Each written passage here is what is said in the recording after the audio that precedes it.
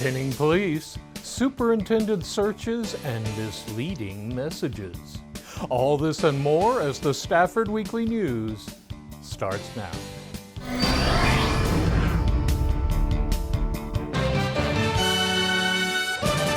Welcome to the Friday, October 3rd edition of the Stafford Weekly News. I'm Randall Williams. The Stafford Police Department got larger this week, and we met with the new personnel. At the October 1st meeting of City Council, new police officers for Stafford PD were sworn in. The duties of the office of peace officer. What brings you to Stafford? The call volume, the family-oriented, how family-oriented it is in this department. I love how everyone has each other's back, and I love how it's Fort Bend County. Fort Bend County is way different than Harris County.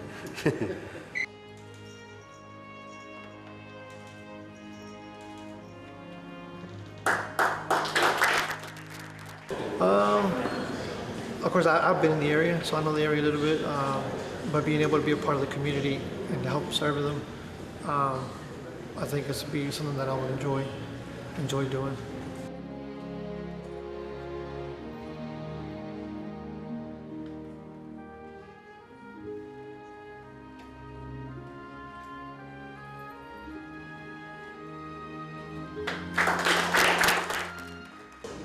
I came here, I was looking for a family environment, a smaller department with that, has more of a family atmosphere, and I found that here at Stafford, and I've enjoyed it.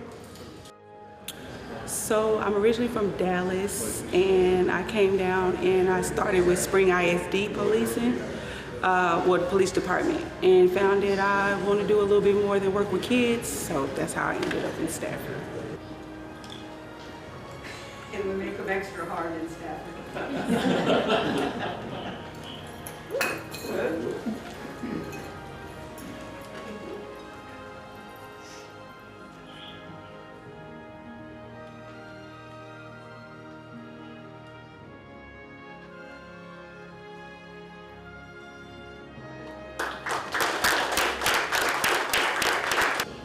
Well, I started my law enforcement career in the military. I retired from the Air Force.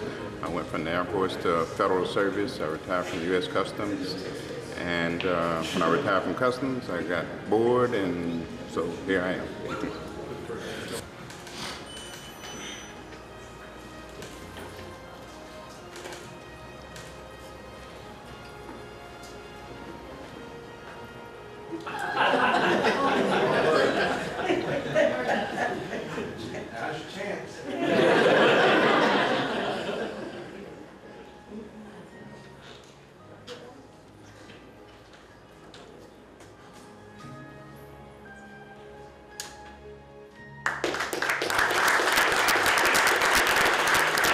And will to the best of my abilities. And will to the best of my abilities Preserve, protect, and defend. preserve, protect, and defend The Constitution. the Constitution And the laws of the United States. and the laws of the United States And of this state. and of this state. So help me God. So help me God. For Stafford Weekly News, this is Randall Williams.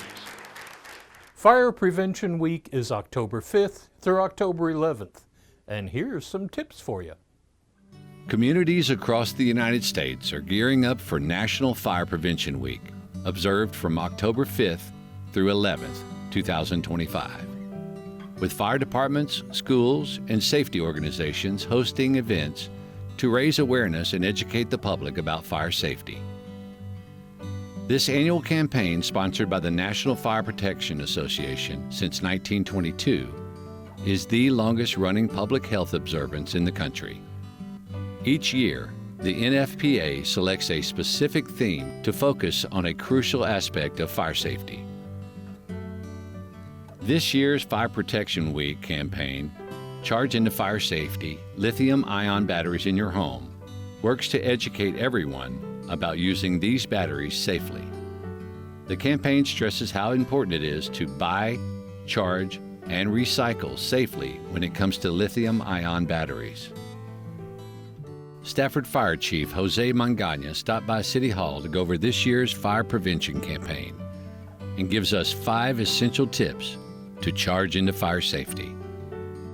Hi, I'm Jose Magana, Fire Chief here at the City of Stafford. The City of Stafford and Stafford Fire Department are teaming up with the National Fire Protection Association to promote this year's Fire Prevention Week from October 5th to the 11th. This year's theme is to charge into fire safety, lithium-ion batteries in your home. It highlights how important it is to buy, charge, and recycle lithium-ion batteries safely. Most of the electronic devices we use in your homes every day, from smartphones, tablets, power and lawn tools, laptops, headphones, and more are powered by lithium-ion batteries. Most rechargeable batteries use this type of battery. If not used correctly or damaged, lithium-ion batteries can overheat, start a fire, or even explode. To reduce these risks, look around your home and keep track of the devices. Lithium-ion batteries are powerful, convenient, and just about everywhere. This year's fire prevention campaign helps people understand the importance of using the batteries correctly to prevent fires in your home and follow the buy, charge, and safely recycle safety approach. Buy only listed products. When buying a product that uses a lithium-ion battery, take time to research it. Look for a stamp that a nationally recognized testing lab on the packaging and product, which means that it meets important safety standards. Remember that many products sold online and in stores may not meet the safety standards and could increase the risk of fire. Charge devices safely. Always use cables that come with the product to charge it. Follow the instructions from the manufacturer. If you need a new charger, buy one from the manufacturer or one that the manufacturer has approved. Always charge your devices on a hard surface. Do not charge it under a pillow, on a bed, or on a couch. This could cause a fire. Do not overcharge your device. Unplug it and remove the battery when it's fully charged. Recycle batteries responsibly. Do not throw lithium-ion batteries in the trash or regular recycling bins. They could catch fire. Recycling your device or battery at a safety battery recycling location is the best way to dispose of it. Visit call2recycle.org to find a recycling spot near you. Charging large devices. If you ever charge any large or outdoor devices with lithium-ion battery, such as a power tool, scooter, or e-bike, do it outside using a flat, dry area away from direct sunlight and away from anything wet and away from tripping hazards. Make sure it is secure and does not fall while charging.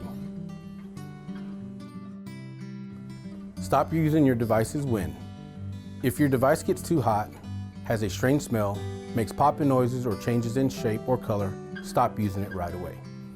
If it is safe, move the device away from anything that can catch fire. We encourage all Stafford residents to be aware of their devices, follow the buy, charge, and recycle safely approach, and support this year's Fire Prevention Week campaign. Charge into fire safety. To learn more about Fire Prevention Week and lithium-ion battery safety, visit fpw.org. Abstract activities next. Dr. Robert Bostic is retiring from his role as Superintendent for SMSD, and that means the search for a replacement is underway.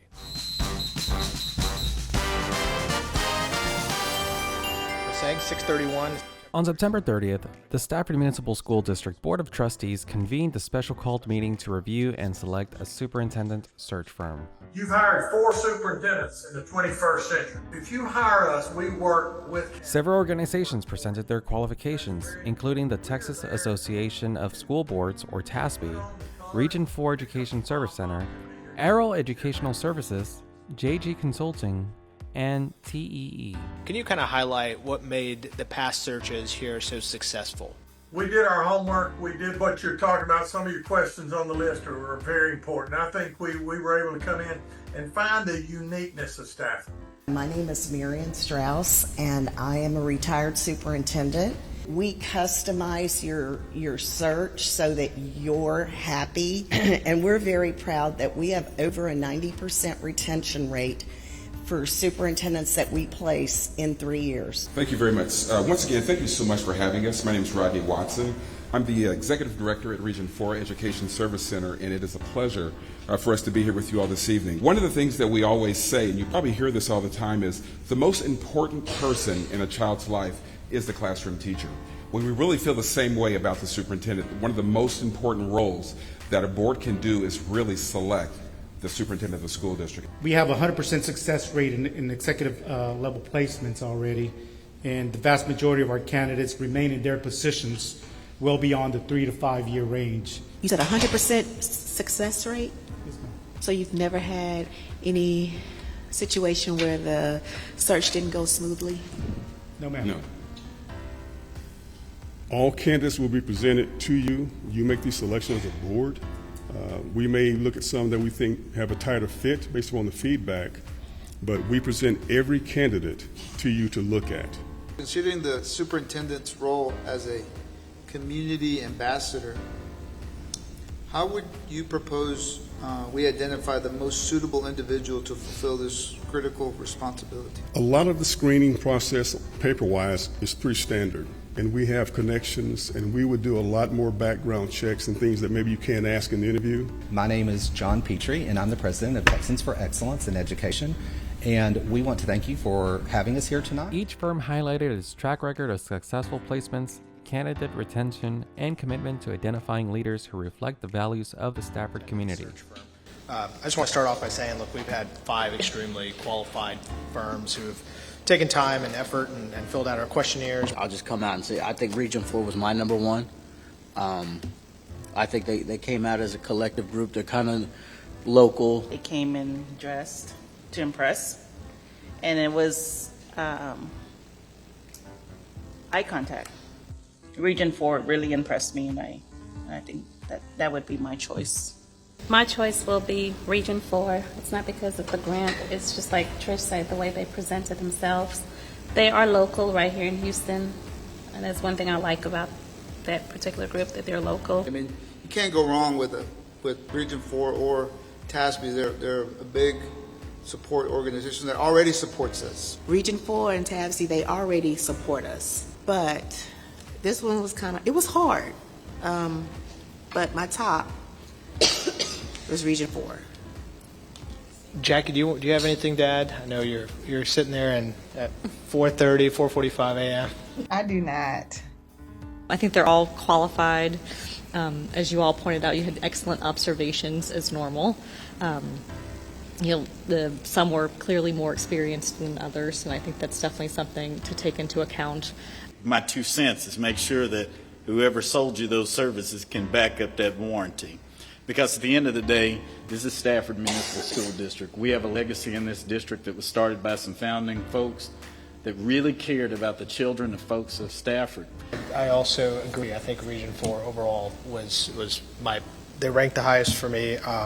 Even taking into consideration, initially when it said 0, I was like, I'm signed up, and then I thought about it and I realized even at $11,000, I think they're still the most highly qualified. Mr. President, I move to select Region 4 as the superintendent search firm and delegate authority to the board president to negotiate, finalize, and execute a contract for services. Following discussion and trustee input, Region 4 Education Service Center emerged as the preferred choice. Trustees cited the group's professionalism, local presence, and strong history of executive placements as key factors in their decision.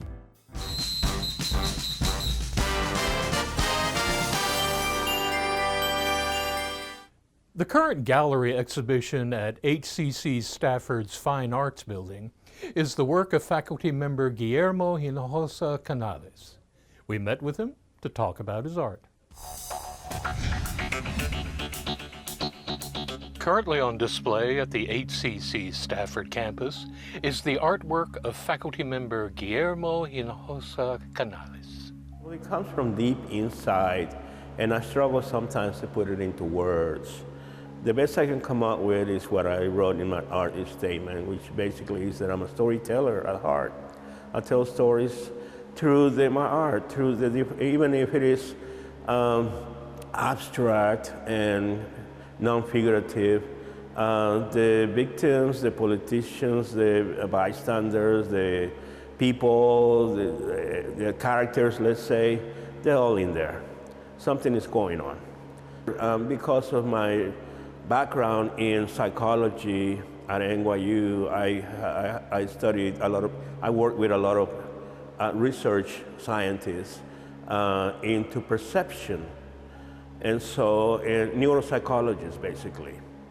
And so some of the work involves my use of colors to elicit emotional responses on the viewer. How perception affects emotions through color and color and color composition. And of course, some of them I don't even know.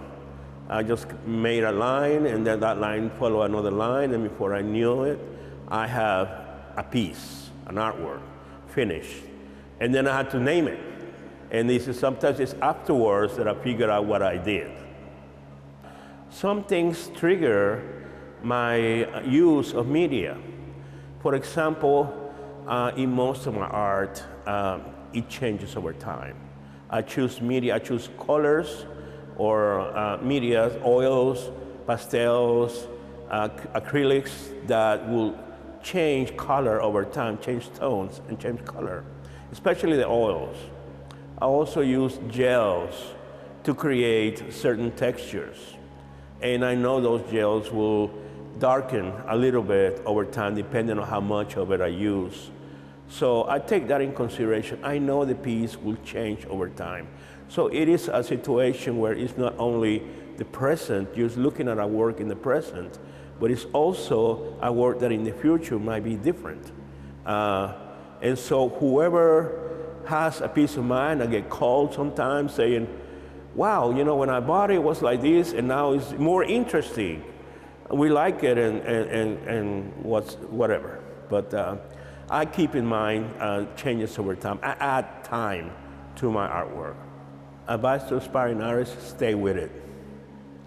Work hard, save your money, and stay with it, regardless of how hard it is. It is hard, very hard sometimes. But if you stay with it, you will win. You will be who you want to be.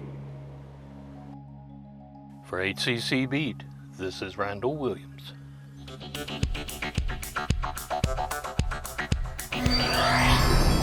Flower folding next. Everything these days is AI this, AI that, but despite all the hype, what is AI? And speaking of hype, how is it being used to spread misinformation? So, what exactly is artificial intelligence? You might wonder, what can you even ask it? Simply put, AI is when computers and machines are designed to act a little like humans. They can learn from information, make choices, and create things like music or art. So, what's real and what's fake?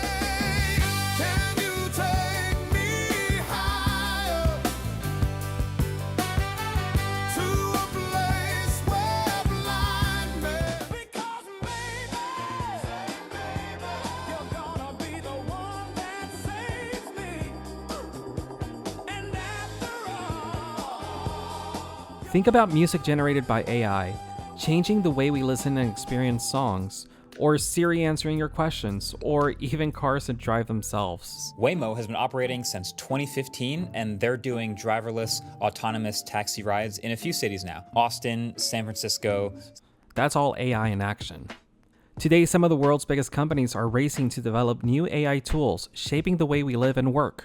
But AI isn't just fun and creative. It also has real risks. One of the biggest, misinformation. That's when false or misleading information spreads, and AI can push it out faster than ever. What we subsequently learned is it may have come from the former president or his legal team acting in bad faith. This is a deepfake example of what is possible with powerful computer and editing. It took around 72 hours to create this example from scratch using extremely powerful GPU. It could be improved with more computing time, but 90% of people cannot tell the difference. There's no good way to know if what you're reading is made by AI. Unless it's labeled. I have no confidence in my ability to tell what's AI generated or not, to be totally honest. From fake videos to AI written articles, misinformation can creep into our news, our social feeds, and even our everyday conversations. Sometimes AI just gets things wrong. Ask it how to make a peanut butter sandwich, and you might get a funny but confusing answer. That's harmless. But when it comes to serious topics like knowing where to vote, understanding your healthcare, or managing your money, misinformation can cause real harm. Misinformation, like fake news articles, can be AI generated by the thousands and published immediately. AI can generate convincing but inaccurate text, images, and videos at scale, which makes it easier for misinformation to spread quickly. Risks include the amplification of false narratives, difficulty in distinguishing real from fake content, and erosion of trust in reliable information sources. If misused, AI can manipulate public opinion, distort facts, and contribute to polarization.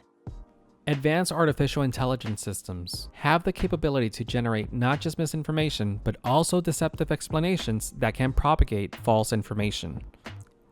AI is powerful. It can create, inspire, and solve problems, but it can also mislead us if we're not careful. That's why it's important to question everything we see, double-check our sources, and stay alert. Because in a world where AI is part of everyday life, knowing what's real has never mattered more.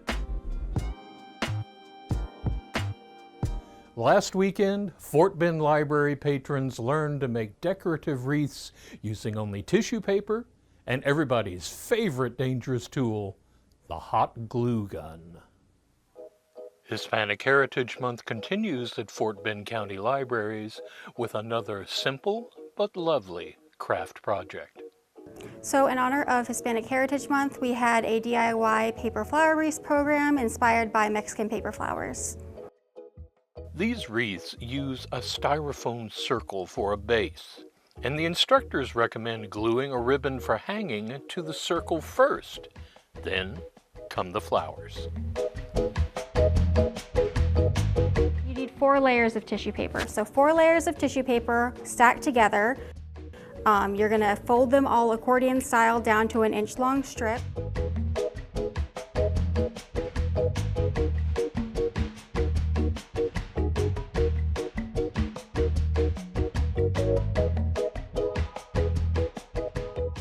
Staple them in the middle.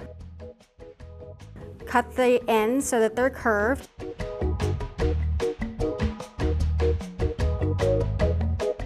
And then pull them apart to make the flower.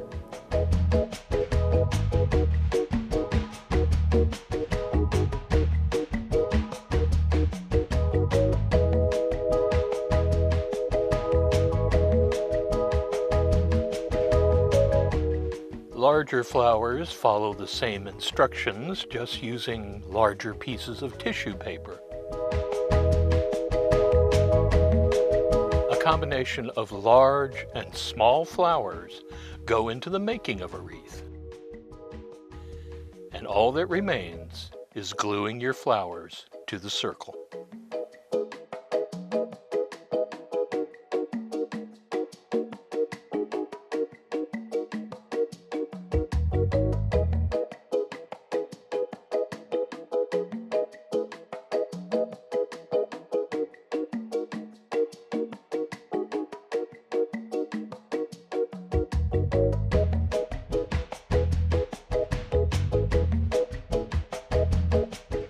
We had, let's see, I believe 10 people all in all, 1 teen and 9 adults. We had a family in here, it looked like. They all came in together, so that was always really nice to get people to come together and socialize. October 1st at 2 p.m. in this large meeting room, we are going to be having our first cookbook club. There's going to be refreshments, and we're going to start doing that on the first Wednesday of every month. Every month they're going to pick out a new cookbook to take and cook a recipe from and bring it to the next meeting. I would like to thank everyone who comes to the library and uses our resources, and I would like to encourage everyone to check out the library if they haven't done so. We have a lot more than just books to offer you, and I hope that everyone can kind of come and see what will be able to be most helpful for them, because we are a community center. For Stafford CSI, this is Randall Williams. That's a wrap on our news for this week. Thank you for joining us. For everyone here at Stafford Weekly News, I'm Randall Williams. May all your news be good news.